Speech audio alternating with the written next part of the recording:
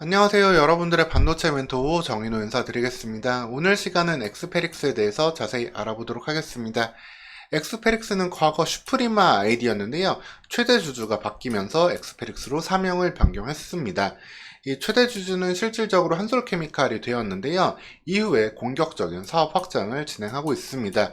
오늘 시간은 엑스페릭스가 갖고 있는 기본 가치를 보면서 사업 확장을 통해서 어떠한 시너지를 낼 수 있을지까지 자세히 살펴보도록 하겠습니다.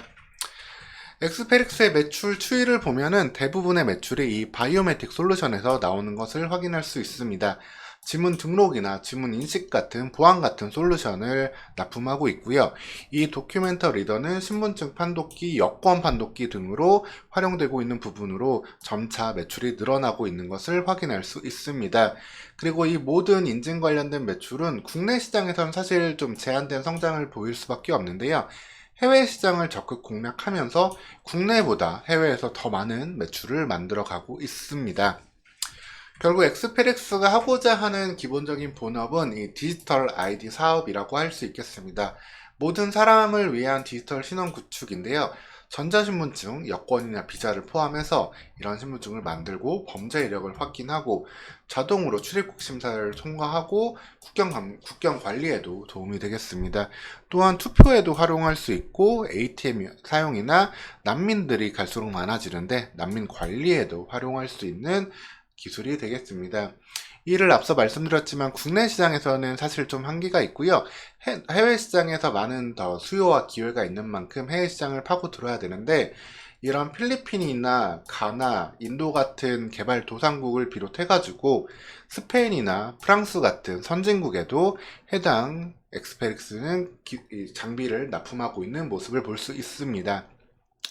그만큼 동사의 기술력이 인정을 받았다라는 것으로 볼 수 있고 또 하나는 AS를 경쟁 업체보다 훨씬 잘한다고 인정을 받음으로써 해외 시장에 성공적으로 진출한 모습입니다.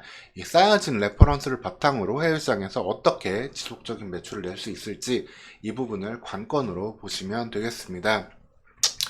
이러한 기본이 되는 본업을 바탕으로 최주주가 한솔케미칼로 바뀐 다음에 해당 주주의 힘을 바탕으로 신규 사업을 공격적으로 진행하고 있습니다.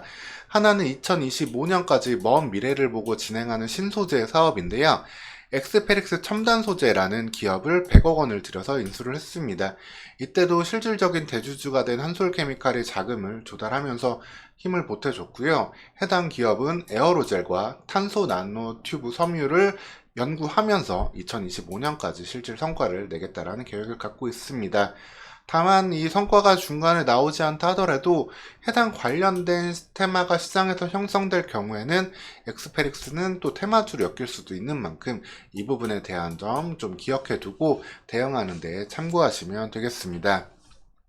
그리고 당장 좀 신사업의 성과가 낼 수 있는 부분으로도 지금 사업을 확장을 하고 있는데요. 이번에 하잉크 코리아의 주식을 취득을 했습니다. 이 부분은 좀 놀라운 부분도 있는데요. 11월 10일 기준으로 하잉크 코리아 주가는 7,000원대인데 인수한 가격이 주당 3,240원입니다. 뭐 경영권 프리미엄까지 해가지고 했다 하더라도 상당히 싼 가격인데 이 부분에 대해서는 최소가 한 2,000원대에서 최대 2만원대까지 계산을 한 가운데 합리적인 가격을 설정했다고 하는데 인수에 있어가지고 좀 영향력이 많이 커졌던 부분이라고 볼 수 있겠습니다. 하잉크 코리아 역시도 신규 사업 그리고 엑스페릭스와의 시너지를 기대하고 있는 모습인데 하잉크 코리아 같은 경우에는 지난 7월 달에 메자닌을 발행하면서 자금을 130억 정도 또 내부에 조달해 놓은 상황입니다.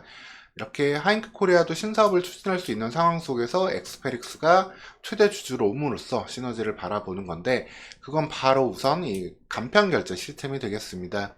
하잉크 코리아는 과거에는 스마트폰 케이스 등을 주로 만들었었던 업체인데 간편 결제 시장에 진출하면서 이 엑스페릭스와의 시너지를 낼 수 있는 모습입니다. 왜냐하면은 이 결제를 할 때 엑스페릭스를 통한 지문 인식, 지문 인증 등을 활용해서 보다 손쉬운 결제를 할 수가 있고 간편 결제 시장에 바로다의 빠른 시장 점유율을 기대해 볼 수 있는 상황이라고 보시면 되겠습니다.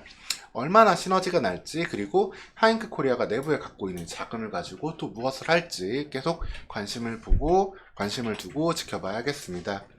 엑스페릭스의 매출과 영업이익을 보면은 사실 큰 폭의 매출을 내는 기업은 아니긴 했습니다. 그럼에도 영업이익은 안정적으로 내고 있었고 2023년 상반기에 잠시 적자가 나오기도 했지만 이 부분은 당기손익에서는 오히려 줄어드는 모습도 있는 만큼 상당히 안정적인 매출과 영업이익 구조를 기본적으로 갖고 있는 기업이라고 보시면 되겠습니다.